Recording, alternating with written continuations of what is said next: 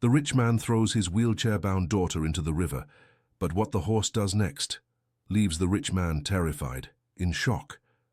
But before telling this story, subscribe to the channel and comment where you're watching from. Continuing. The morning sun danced on the surface of the Chattahoochee River, its gentle waters flowing through the outskirts of Atlanta, Georgia.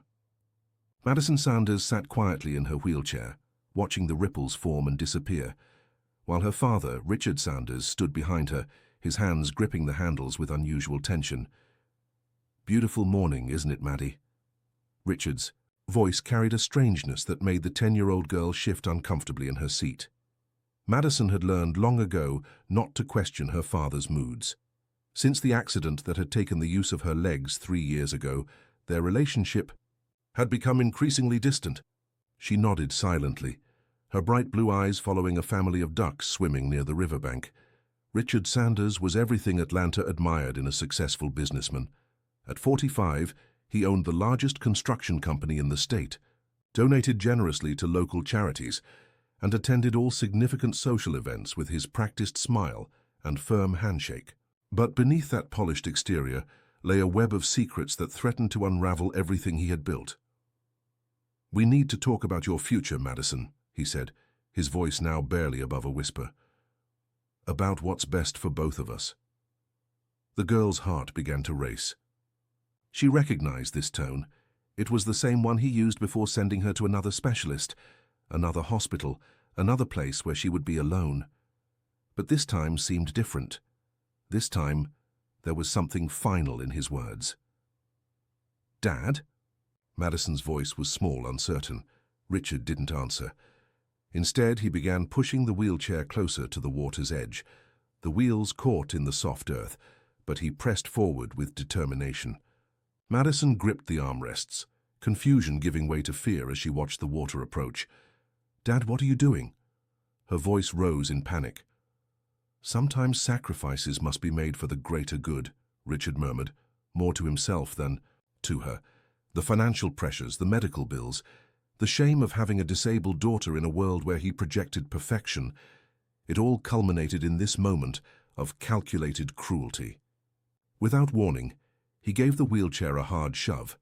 Madison screamed as the chair tilted forward, sending her plummeting into the cold river water. The current immediately caught her, pulling her helpless body downstream as she struggled to keep her head above water. Richard turned away, unable to watch. He walked back to his Mercedes, each step measured and deliberate. In his mind, he was already crafting the story: a tragic accident, a father's grief, the community's sympathy. He didn't see the chestnut, horse-watching from the nearby hill, its ears perked at the sound of Madison's desperate cries. Thunder, a 6-year-old quarter horse from the neighboring Hope Ranch, had escaped from his stall again that morning. The spirited animal had a reputation for breaking free whenever something seemed wrong, much to the frustration of his owner, Eleanor Ferris. Today, his restlessness had led him to the river just in time to witness the unthinkable.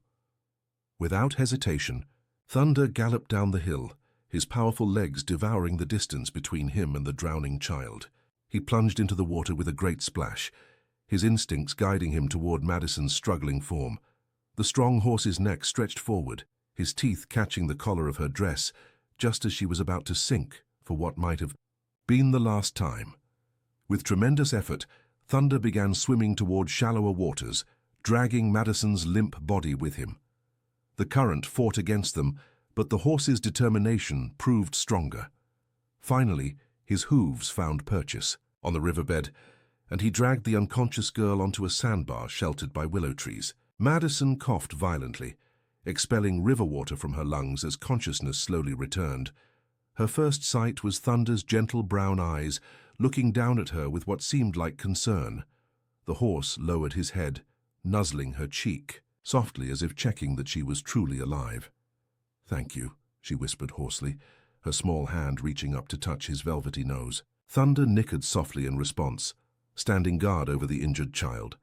Meanwhile, Richard Sanders drove back to his mansion on Peachtree Road, his hands steady on the wheel, despite the magnitude of what he had just done. He had already begun, mentally rehearsing his performance for when the tragic news would reach him. The insurance money from Madison's life policy would help cover his mounting debts, and without the burden of her medical expenses, he could save his crumbling empire. What Richard didn't know was that Eleanor Ferris, a 72-year-old widow who had been raising horses for 5 decades, had noticed Thunder's absence and was already saddling her mare to search for him. Her ranch bordered the Chattahoochee River, and she knew her escape artist horse often went there when he broke free. As Eleanor rode along the riverbank calling Thunder's name, she spotted the familiar chestnut coat in the distance. But something was wrong. The horse wasn't grazing or drinking. He was standing perfectly still, his attention focused on something on the ground. "Thunder, you rascal! What have you gotten into now?" Eleanor muttered, urging her mare forward. As she approached, her blood ran cold. A small figure lay motionless beside her horse, soaked and pale. Eleanor dismounted quickly despite her aging joints, rushing to Madison's side. The girl's eyes fluttered open at the sound of approaching footsteps, filled with fear, until she saw the gentle face of an elderly woman instead of her father's cold expression. "Easy there, honey," Eleanor soothed, checking Madison for injuries. "What on earth happened to you?" Madison's lips trembled, but no words came. How could she tell this stranger that her own father had tried to... She couldn't even think the words. Instead, tears began streaming down her cheeks as the full impact of Richard's betrayal hit her. Eleanor's experienced eyes took in the wheelchair tracks leading to the water's edge, the girl's expensive clothes, and Thunder's protective stance. She had raised 3 children and 7 grandchildren. She knew when a child had been through trauma. "Thunder saved me," Madison finally managed to whisper. "He pulled me out when I was drowning." Eleanor looked at her horse with new respect. In all her years working with horses, she had seen their capacity for empathy and heroism, but this was extraordinary even by those standards. "Well then, I guess we owe Thunder an extra bucket of oats tonight," Eleanor said gently. "But first, we need to get you somewhere warm and dry. Can you tell me your name, honey?" Madison hesitated. If she gave her real name, her father would find her. And after what had just happened, she was terrified of what he might do next. I don't remember," she lied weakly. Eleanor wasn't fooled, but she recognized the fear in the child's eyes. Whatever had happened here was more than a simple accident. She made a decision that would change all their lives. "That's okay, honey. Memory can be tricky after trauma. Let's get you back to my ranch. You'll be safe there." With surprising strength for her age, Eleanor helped Madison onto her mare, then climbed up behind her. Thunder followed closely, occasionally stretching his neck to touch Madison's leg, as if making sure she was still there. As they rode toward Hope Ranch, Madison took one last look at the river that had nearly claimed her life. Somewhere in Atlanta, her father was probably already planning her memorial service, but she was alive, saved by the courage of a horse and found by the kindness of a woman. The 3 of them, an elderly woman, a paralyzed girl, and a heroic horse, made their way through the Georgia countryside as the sun climbed higher in the sky. None of them knew that this was just the beginning of a journey that would expose dark secrets, forge unlikely alliances, and ultimately bring truth to light in ways no one could have imagined. At Hope Ranch, a modest but well-maintained property that had been in Eleanor's family for 3 generations, the older woman carried Madison inside with Thunder's help. The horse seemed reluctant to leave the girl's side, standing on the porch and whinnying whenever she went out of sight. "Looks like you've made a friend for life," Eleanor observed, settling Madison on the living room couch and wrapping her in warm blankets. Thunder's never acted this way with anyone before. Madison managed a small smile, the first genuine expression of happiness she'd felt in longer than she could remember. "He's special," she said softly. "He saved my life." Eleanor bustled about, making hot tea and gathering dry clothes. As she worked, she studied the girl more closely. Despite her obvious trauma, there was an intelligence in those blue eyes, a resilience that spoke of inner strength. "These are pretty fancy clothes," Eleanor commented carefully, holding up Madison's soaked designer dress. "Your family must be worried about you." Madison's face darkened and she turned away. "I don't have family anymore." The words were spoken with such finality that Eleanor knew better than to push. Instead, she focused on immediate needs: warmth, food, and rest. Questions could wait until the child felt safe. As the day wore on, Madison found herself relaxing in the cozy farmhouse kitchen, watching Eleanor prepare a simple meal of soup and homemade bread. It was so different from the cold, sterile environment of her father's mansion, where meals were formal occasions served by staff who barely made eye contact. "I had a granddaughter about your age once," Eleanor said conversationally, ladling soup into bowls. "She loved horses too, used to spend every summer here, learning to ride and care for them." "What happened to her?" Madison asked, curious despite herself. "She grew up, moved to New York for college, still visits when she can, but life has a way of taking people in different directions." Eleanor's voice carried a note of melancholy. "This old place gets pretty quiet sometimes." Madison took a sip of the soup, surprised at how hungry she was. "It's nice here, peaceful." "That it is," Eleanor agreed. "And you're welcome to stay, as long as you need. Thunder would never forgive me if I sent away the girl he worked so hard to save." As if summoned by his name, Thunder's head appeared at the kitchen window, peering inside with obvious concern. Madison laughed, really laughed, for the first time in months. Can I see him again?" she asked hesitantly. "Of course, honey. Let me get your chair." Eleanor disappeared briefly, returning with an old wheelchair she'd kept from her late husband's final years. It wasn't as sophisticated as Madison's custom model now at the bottom of the Chattahoochee, but it was functional. Together, they went out to the porch where Thunder waited patiently. The horse immediately lowered his head, allowing Madison to stroke his neck and mane. There was an understanding between them, a bond forged in those terrifying moments in the river. "You know," Eleanor said thoughtfully, "I've seen many horses in my time, but I've never seen one show this kind of connection with someone so quickly. It's like he knows you need him." Madison nodded, burying her face in Thunder's mane. "He does know, and I need him more than anyone's ever needed anything." As the sun began to set over the Georgia mountains, painting the sky in shades of orange and purple, Eleanor made a decision. She wouldn't report finding Madison. Not yet. The girl clearly came from a family with money, and whoever had put her in that river might have the resources to find her if word got out. Instead, she would protect this child who had been literally delivered to her doorstep by fate and a remarkable horse. She would give Madison time to heal, to feel safe, and eventually to tell her story when she was ready.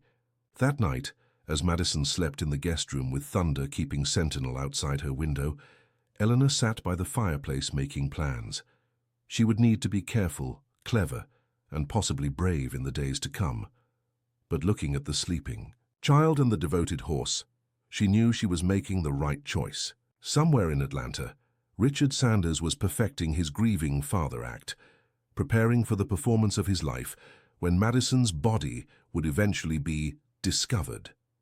He had no idea that his daughter lived, that she had found sanctuary, and that the truth he'd tried to drown in the Chattahoochee was very much alive and waiting for the right moment to surface. Morning light filtered through the lace curtains at Hope Ranch, casting delicate patterns on Madison's sleeping face. She'd been at the ranch for 3 days now, each morning waking with a moment of panic before remembering she was safe. Thunder's familiar silhouette outside her window had become her anchor, a constant reminder that her rescue hadn't been a dream. Eleanor was already up, as was her habit, tending to the morning chores. She moved with the easy efficiency of someone who'd spent a lifetime caring for animals and land, but her thoughts kept returning to the young girl sleeping upstairs and the mystery surrounding her arrival. "Good morning, Thunder," she greeted the devoted horse, who hadn't strayed far from the house since Madison's arrival. "Keeping watch."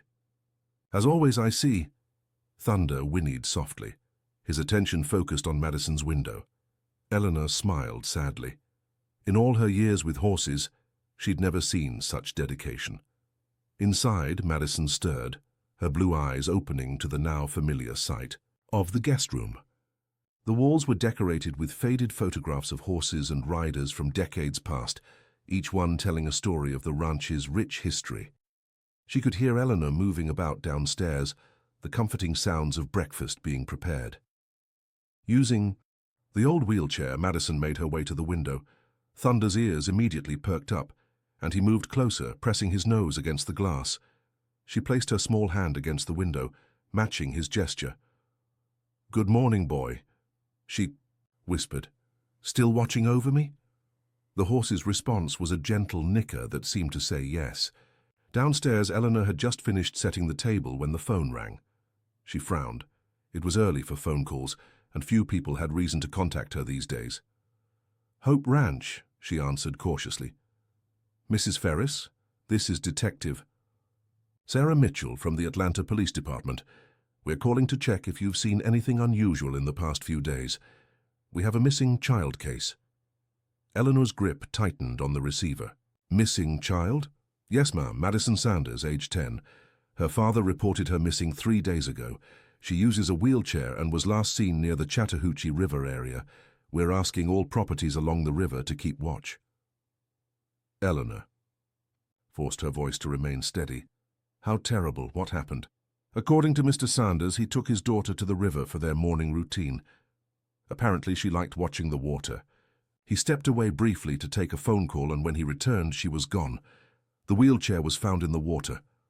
"Oh my God," Eleanor said, her mind racing. "That poor man must be beside himself." "He's devastated," Detective Mitchell confirmed. "Richard Sanders has been a pillar of our community. He's offering a $100,000 reward for any information leading to Madison's safe return." "That's very generous," Eleanor managed. "I'll certainly keep an eye out."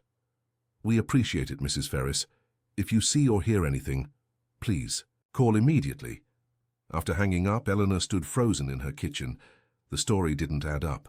Why would a devoted father step away from his disabled daughter so close to deep water? And the wheelchair in the river. Madison had been in it when Thunder found her, not separated from it.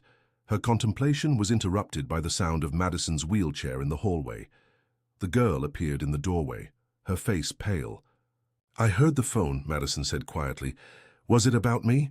Eleanor knelt beside the wheelchair, taking Madison's hands in her weathered ones. "Honey, I need you to tell me the truth. What really happened at the river?" Madison's eyes filled with tears. "I can't. He'll find me. He'll finish what he started." "Who'll find you? Your father?" The girl nodded, terror evident in her expression. "He pushed me. He wanted me to disappear." Eleanor felt cold anger building in her chest. She'd suspected something was wrong, but hearing it confirmed was different. Why would he do such a thing? "I don't know," Madison sobbed. "He's been different since the accident. Angry, distant. He said I was a burden, that I was costing too much money. But I tried to be good, tried not to ask for anything." Eleanor pulled the child into a fierce embrace. "None of this is your fault, honey. None of it." Outside, Thunder had sensed Madison's distress and was pawing the ground, whinnying anxiously. His agitation was noticed by George Martin, Eleanor's part-time farmhand who'd just arrived for the day's work. "Easy, Thunder," George called, approaching the horse. "What's got you so worked up?" Thunder tossed his head toward the house, clearly trying to communicate something. George, who'd worked with horses for 20 years, recognized the signs of an animal in protective mode. "Mrs. Ferris," he called, knocking on the kitchen door. "Everything all right in there?" Eleanor quickly wiped Madison's tears and moved her away from the door. "Just a moment, George." She opened the door partially, blocking the view inside. "Good morning, George. Everything's fine?" George looked skeptical. "Thunder seems pretty agitated, and I noticed there's been a strange car driving by the property the past couple days. Silver sedan. Thought you should know." Eleanor's blood ran cold. "Thank you for telling me. Keep an eye out, will you? And George, if anyone asks, you haven't seen anything unusual here." The farmhand studied her for a long moment, then nodded slowly. "Understood, Mrs. Ferris.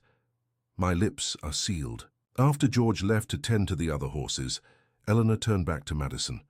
"We need to be very careful. Your father is looking for you, and he has resources." "What are we going to do?" Madison asked, fear creeping back into her voice. Eleanor's jaw hardened with determination. "First, we're going to make sure you're never alone. Thunder has already appointed himself your bodyguard. and I trust his instincts. Second, I'm going to make some calls to people I trust. And third, we're going to start documenting everything. Documenting. Your story, honey. You mentioned. Your father said you were costing too much money. Do you know anything about his finances? Madison thought carefully. He's been stressed lately. I heard him arguing on the phone about loans and investments. And there were men who came to the house, serious men in dark suits who made him nervous. Eleanor nodded thoughtfully. Financial pressure can make people do terrible things, but to attempt to murder his own daughter. She shook her head in disgust. He has my life insurance, Madison said suddenly. I heard him talking about it. Once. $1 million if something happened to me. The pieces were falling into place. Eleanor felt her stomach turn. We need to be very smart about this, Madison. Your father isn't just dangerous, he's desperate, and desperate people do unpredictable things. That afternoon, while Madison spent time with Thunder in the paddock, Eleanor made several discreet phone calls. The first was to her nephew, Mark Ferris, who worked as a detective in the Cobb County Police Department. Aunt Eleanor, what a pleasant surprise, Mark answered warmly. Mark, I need your advice on a delicate matter. Hypothetically speaking, if someone witnessed a crime but the perpetrator was a powerful person in the community, what would be the best course of action? There was a pause on the other end. Aunt Eleanor, what have you gotten yourself into? Just answer the question, please. Well, hypothetically, they'd need solid evidence. Testimony alone might not be enough against someone with resources and influence. Documentation, physical evidence, maybe even recordings would be necessary. And they'd need to be very careful about their safety. I understand. And if this hypothetical situation involved a child, Mark's voice turned serious, then time would be essential. Child Protective Services would need to be involved, but carefully. The wrong move could put the child in more danger. Thank you, Mark. You've been very helpful. Aunt Eleanor, if this isn't hypothetical, I'll be in touch if I need anything else. Love you, dear. Eleanor hung up before he could protest. Further, her next call was to Dr. Patricia Chen, a child psychologist who had treated one of Eleanor's grandchildren years ago. Patricia, it's Eleanor Ferris. I need your professional opinion on trauma in children, specifically parental abuse. Eleanor, it's been too long. What's this about? I may have a situation developing. Without going into details, how would you recommend handling a child who's been through severe trauma from a parent? Consistency and safety are key, Dr. Chen replied. The child needs to know they're protected and that they're believed. Don't push for details. Let them share at their own pace. And Eleanor, if this is a real situation, please consider professional help. This kind of trauma requires proper support. Understood. Thank you, Patricia. Eleanor's final call was to her attorney, Thomas Morrison, who had handled her husband's estate and knew the family well. Thomas, I need to ask about custody laws in Georgia, specifically temporary emergency custody of a minor. Eleanor, this sounds serious. Are you considering taking in a child? Possibly. What would I need to do? Well, in cases of immediate danger to the child, temporary emergency custody can be granted fairly quickly. You'd need to file with the court, provide evidence of the danger, and show that you can provide a safe environment. Having a blood relative helps, but it's not necessary if the child's safety is at stake. And if the biological father contested it, that would complicate things. They'd have rights unless those rights were terminated by the court. Evidence of abuse or neglect would be crucial. Eleanor thanked him and ended the call. She had a plan forming, but it would require careful execution. Meanwhile, in downtown Atlanta, Richard Sanders sat in his office, his usually immaculate appearance showing signs of strain. The past 3 days had been a carefully orchestrated performance of grief and desperation. He'd given interviews to local media, organized search parties, and played the role of the distraught father perfectly. But beneath the facade, anxiety gnawed at him. The body should have been found by now. The river wasn't that deep, and the current should have carried Madison to one of the usual collection points where debris accumulated. The absence of a body was becoming a problem. His phone buzzed. It was Victoria Chen, his personal assistant who'd worked for him for 15 years. Mr. Sanders, the private investigator you hired, just called. He wants to meet with you urgently." "I send him in," Richard said, straightening his tie. The investigator, a narrow-faced man named Daniel Frost, entered carrying a folder. "What do you have for me?" Richard asked, maintaining his grieving father act even in private. "Something interesting, Mr. Sanders. We've been checking all the properties along the river as you requested. Most have been cooperative, but Hope Ranch has been evasive." The owner, Eleanor Ferris, seemed nervous when questioned, and one of my men noticed fresh wheel tracks near the property line, tracks that could match a wheelchair. Richard's pulse quickened. "Hope Ranch? Isn't that the place with all the horses?" "Yes, sir, they board horses and do some training. Small operation, run by an elderly widow." "I want surveillance on that property," Richard ordered. "Discreet but thorough. If my daughter is there, I need to know." "Already on it, sir. We'll have eyes on the place 24/7. After Frost left, Richard stared out his office window at the distant mountains. If Madison was alive, if she was hiding at Hope Ranch, he'd need to act quickly and decisively. The longer she remained missing, the more questions would arise, and questions were something he couldn't afford. He picked up his phone and dialed a number from memory. "It's me. I may need your special services soon. The situation has become complicated." The voice on the other end was cold and professional. "Understood. The usual rates? Double if you can handle it quietly. We'll be ready when you call." Richard ended the call and returned to his desk. He pulled out a photograph. Fev Madison from before the accident, smiling, standing on two strong legs, the perfect daughter for his perfect image. That child was gone, replaced by a burden he could no longer carry. But if she was still alive, if she was hiding somewhere with help, then his problem had just become much more complex. He'd need to be smarter, more ruthless. The stakes were too high for anything less. Back at the ranch, Madison had fallen asleep in Thunder's stall, curled up in the fresh hay with the horse standing guard over her. Eleanor found them there as the sun began to set, the golden light creating a peaceful scene that belied the danger closing in around them. She gently woke Madison, leading her back to the house while Thunder followed protectively.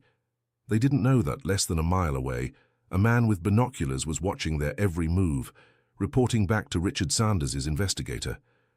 The first phase of a deadly game had begun, with Madison's life hanging in the balance and Thunder as her unlikely guardian.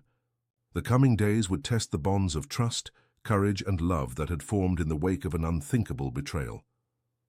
As darkness fell over Hope Ranch, Eleanor made one more phone call.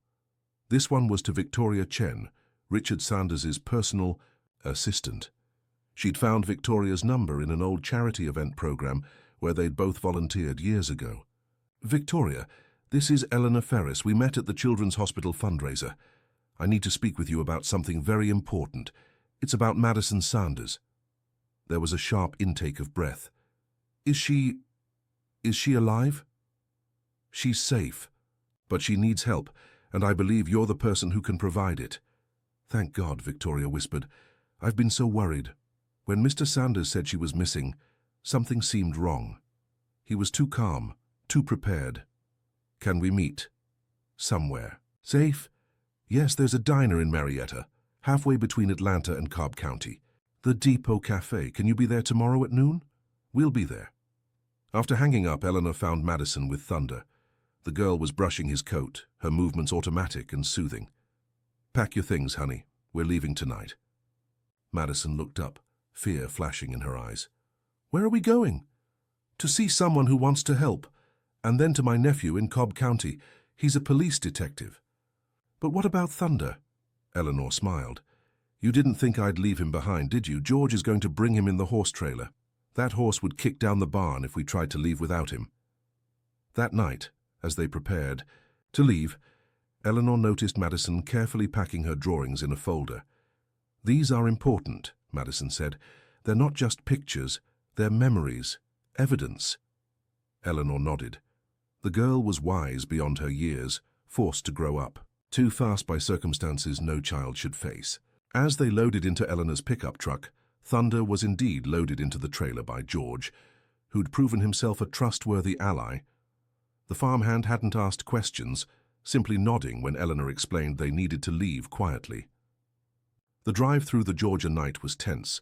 Eleanor took back roads, avoiding the main highways. Madison dozed fitfully in the passenger seat, occasionally waking with small cries of fear. They arrived in Cobb County just as dawn was breaking, pulling into the garage of Mark Ferris's modest home. He was waiting on the porch, a tall man in his 40s with Eleanor's same determined jaw. "Aunt Eleanor," he greeted, then knelt beside Madison's door. "And you must be Madison. I'm Detective Ferris. You're safe here." Madison studied him carefully. "You have Aunt Eleanor's eyes." Mark smiled. "Family trait. Now let's get you both inside. We have a lot to discuss." As they settled into Mark's living room, with thunder visible through the window in the backyard, Madison began to tell her full story. Mark recorded everything, his expression growing grimmer with each detail. "The life insurance policy is particularly damning," he said. "We can subpoena those records. But Madison, I need to ask, has your father ever hurt you before this? Any history of abuse?" Madison shook her head. "No. He was distant after the accident, cold even, but never violent. It was like he just stopped caring about me." "And what about the accident itself? Tell me more about that." Madison recounted the skiing incident again. Mark took notes, something clearly bothering him. "I'm going to look into that instructor," he said. "The timing seems suspicious." "You think—" Eleanor began. "I don't know yet. But if Richard Sanders was willing to kill his daughter for insurance money now, who's to say he wasn't thinking about it 3 years ago?" Madison paled. "But the avalanche was a natural disaster." "Maybe. Or maybe someone knew exactly where to send you skiing that day." Before they could discuss further, Mark's phone rang. He answered, his face turning grim. "Understood, we'll be ready." He hung up and turned to Eleanor. "That was my contact in Atlanta PD. Richard Sanders just filed a kidnapping report. He's claiming you took Madison against her will." "That's ridiculous," Eleanor exclaimed. "Of course it is. But he has money and influence. We need to move fast." The meeting with Victoria Chen that afternoon would prove to be a turning point. The former housekeeper arrived at the Depot Cafe carrying a small box, her face etched with worry. "Madison," she exclaimed, tears streaming down her face as she hugged the girl. "I'm so sorry I couldn't protect you." "It's not your fault, Mrs. Chen," Madison said, returning the embrace. They settled into a corner booth, Mark keeping watch, while the women talked. "I brought these," Victoria said, opening the box. Inside were photographs, documents, and a small digital recorder. "I started collecting them after I noticed changes in Mr. Sanders' behavior. I was worried about Madison." Mark examined the contents. "What am I looking at?" "Insurance documents, including policies I don't think Madison knows about. Recordings of phone conversations. Mr. Sanders didn't know I understood English as well as I do. He spoke freely around me, thinking I only knew basic phrases." "Is there anything about the river?" Madison asked quietly. Victoria's face darkened. "No, but there's something about the skiing accident.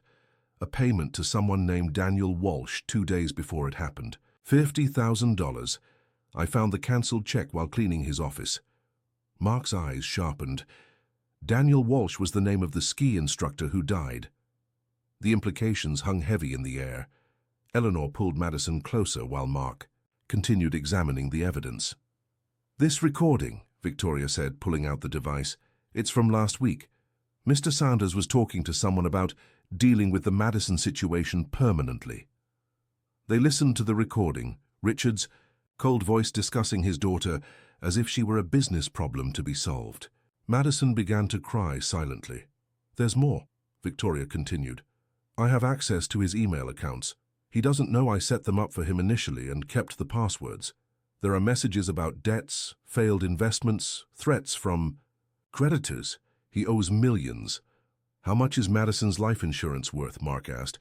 "Between all the policies, about $3 million. The diner suddenly felt very small and exposed. Mark stood. "We need to get back to the station. This is enough to open a formal investigation, but we need to move carefully. Richard Sanders won't go down without a fight." As they prepared to leave, Madison touched Victoria's hand. "Why didn't you ever say anything before?" "I was scared," Victoria admitted. For you, for myself. My family is here on work visas. Mr. Sanders threatened to have us deported if I ever spoke up. But when you disappeared, I knew I had to choose between my family's safety and your life. I couldn't live with myself if... Thank you, Madison whispered. Thank you for choosing me. Back at Mark's house, they spent the evening building their case. Eleanor's documentation, Madison's drawings, Victoria's evidence. It painted a picture of a desperate man willing to sacrifice his own daughter for financial gain. But Richard Sanders wasn't sitting idle. Unbeknownst to them, he'd hired the best lawyers money could buy and was preparing his own narrative. The grieving father, the confused child traumatized by her near drowning, the elderly woman who'd obviously manipulated her. That night, as Madison slept with Thunder standing guard outside her window, Eleanor and Mark discussed their strategy. "We need media attention," Mark said. "Public pressure. Richard is counting on his reputation to protect him. But if we can expose the truth..."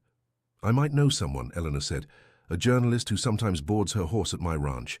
Sarah Oliveira from the Atlanta Journal. Call her. We need all the allies we can get." As Eleanor made the call, she watched Thunder through the window. The horse hadn't relaxed his vigil, his ears constantly swiveling to catch any unusual sound. He knew, as Eleanor did, that the real battle was just beginning. The war for Madison's life was about to become public, and Richard Sanders would soon learn that a father's betrayal couldn't remain hidden forever, not when a brave girl, a determined woman, and a faithful horse stood against him. The story broke on a Tuesday morning, splashed across the front page of the Atlanta Journal, with a headline that shook the city to its core. Local businessman accused of attempted filicide. Daughter saved by ranch horse. Sarah Oliveira had crafted the article masterfully, weaving together Madison's testimony, Victoria's evidence, and the almost mythical story of Thunder's rescue. The accompanying photograph showed Madison with Thunder, their bond evident in the way the horse curved his neck protectively around the girl's wheelchair. Richard Sanders's carefully constructed world began to crumble within hours. His phone rang incessantly as business partners distanced themselves and social connections cut ties. But Richard wasn't a man who accepted defeat easily. "This is ridiculous," he protested to his legal team in his downtown office. "The fantasies of a traumatized child and the lies of a disgruntled employee." His lead attorney, Harold Montgomery, remained calm. "We need to control the narrative, Richard. I suggest a press conference. You're the grieving father whose mentally disturbed daughter was kidnapped by a delusional old lady." "Yes," Richard nodded, straightening his tie. "The poor child nearly drowned accidentally, and the trauma confused her. She's created this fantasy to cope with it." As they prepared for the press conference elsewhere in Cobb County, Madison was undergoing a very different kind of preparation. Dr. Patricia Chen had agreed to evaluate her, providing professional documentation of her mental state. "Madison," Dr. Chen said gently after their 2-hour session, "you're one of the most resilient young people I've ever met. Your memory is clear, consistent, and shows no signs of fabrication. The trauma is real, but your mind is sound." Madison smiled weakly. "Will people believe me?" "Truth has a way of revealing itself," Dr. Chen assured, "especially when it's backed by evidence." That evidence was mounting. Mark had uncovered disturbing patterns in Richard's financial history. The payment to ski instructor Daniel Walsh had led to a deeper investigation, revealing that Walsh had massive gambling debts that were mysteriously paid off just before the accident. "We can't prove murder," Mark told Eleanor and Madison, "but the circumstances are highly suspicious, and combined with the recent attempt on Madison's life." The press conference that afternoon became a battlefield of narratives. Richard stood before the cameras, the portrait of paternal anguish. "My daughter has been through unimaginable trauma," he said, his voice breaking with practiced emotion. "First the skiing accident that took her mobility, and now this terrible incident at the river. I believe she accidentally fell while I was distracted by an urgent business call. The trauma has caused her to create false memories." He wiped away a tear. "I just want my little girl back. These people who took her are filling her head with lies, preventing her from getting the medical help she needs." But Richard had underestimated the power of truth and the impact of Thunder's story. Animal lovers across the state had already rallied to Madison's cause, and Thunder had become an unlikely folk hero. More importantly, Richard had underestimated Victoria Chen. As the press conference continued, Victoria walked into the Atlanta Police Department with boxes of additional evidence she'd kept for years, financial records, recorded conversations, and most damning, a journal Richard had kept detailing his growing resentment toward his daughter. He wrote about the burden she'd become, Victoria told the officers, about how the accident had ruined his perfect image, and there are entries about the insurance policies, about how her death would solve his problems. Back at the press conference, a reporter's phone buzzed with breaking news. She raised her hand. "Mr. Sanders, how do you respond to evidence just submitted to police, including your personal journal detailing plans to collect on your daughter's life insurance?" Richard's composed mask slipped for just a moment, revealing something cold and dangerous underneath. "I don't know what fabricated evidence you're referring to, but my attorneys will handle any false accusations." But the damage was done. The careful facade was cracking, and more reporters began asking pointed questions. Richard cut the conference short, retreating to his office as his legal team scrambled to respond to the new revelations.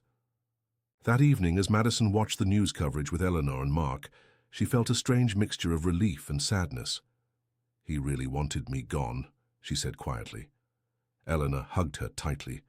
"But you're here, you survived, and you have people who love you now." Outside, Thunder whinnied as if in agreement.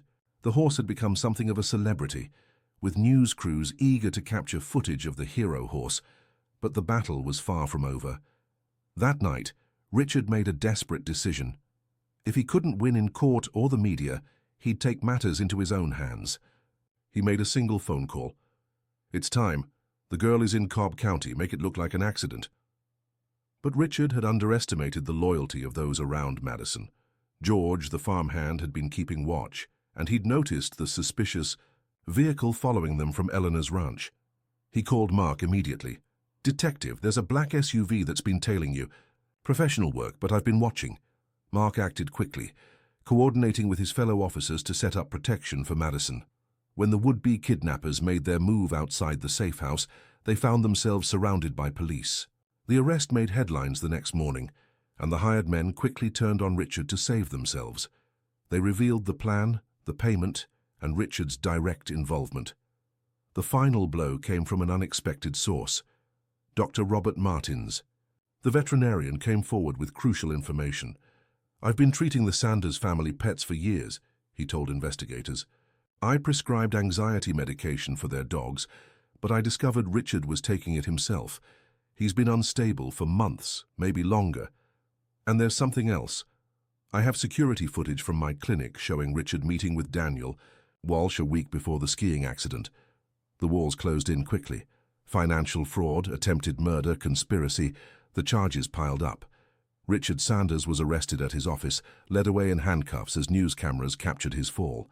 But the most powerful moment came during Madison's victim impact statement at the preliminary hearing. Wheeling herself to the front of the courtroom, she faced her father for the first time since that morning at the river. "I used to draw pictures of our family," she said, her young voice steady. "You, me, and Mom before she passed away.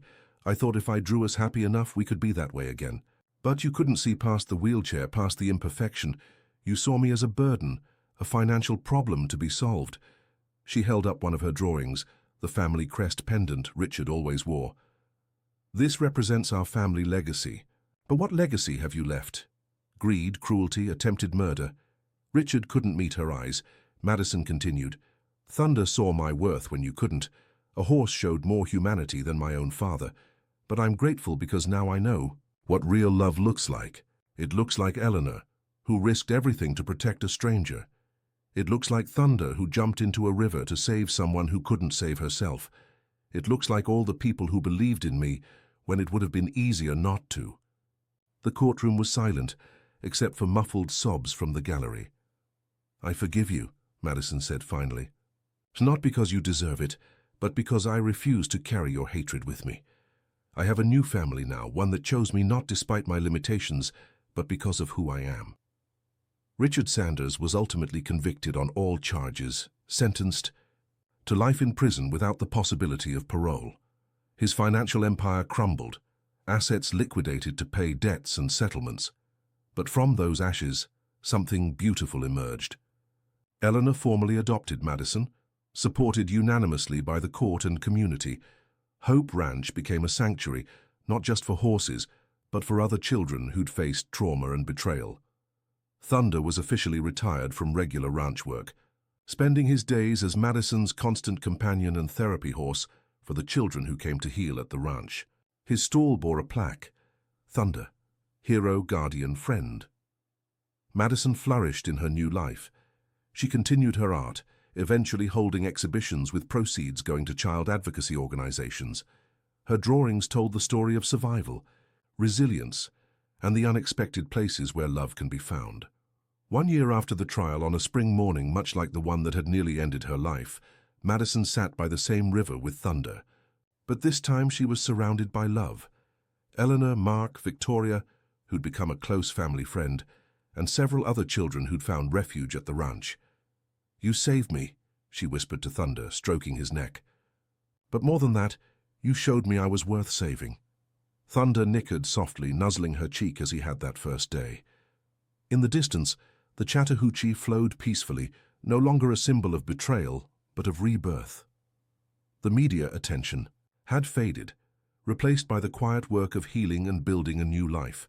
The ranch expanded its programs, with Madison becoming a vocal advocate for children's rights and protection. During one of her speaking engagements, someone asked her how she found the strength to forgive her father. "Forgiveness isn't about him," Madison explained. "It's about me. It's about choosing love over hate, hope over bitterness. Thunder taught me that. He could have been just another horse that day, grazing peacefully by the riverbank. Instead, he chose to act, to care, to save. If a horse can show that kind of love, how can I do any less?" The story of Madison, Eleanor, and Thunder became more than just a news sensation. It became a testament to the power of unexpected connections, the strength found in vulnerability, and the truth that family isn't always about blood. Sometimes, it's about choice. Richard Sanders's legacy of greed and betrayal was overshadowed by something far more powerful, the legacy of love, courage, and redemption that Madison and her makeshift family created together. As the sun set over the Georgia mountains, painting the sky in brilliant shades of hope, Madison looked at her new life with gratitude. She'd lost a father but gained a family. She'd faced death but found life more abundant than ever. And through it all, Thunder remained by her side, a constant reminder that heroes come in many forms, and sometimes salvation arrives on 4 hooves and a brave heart.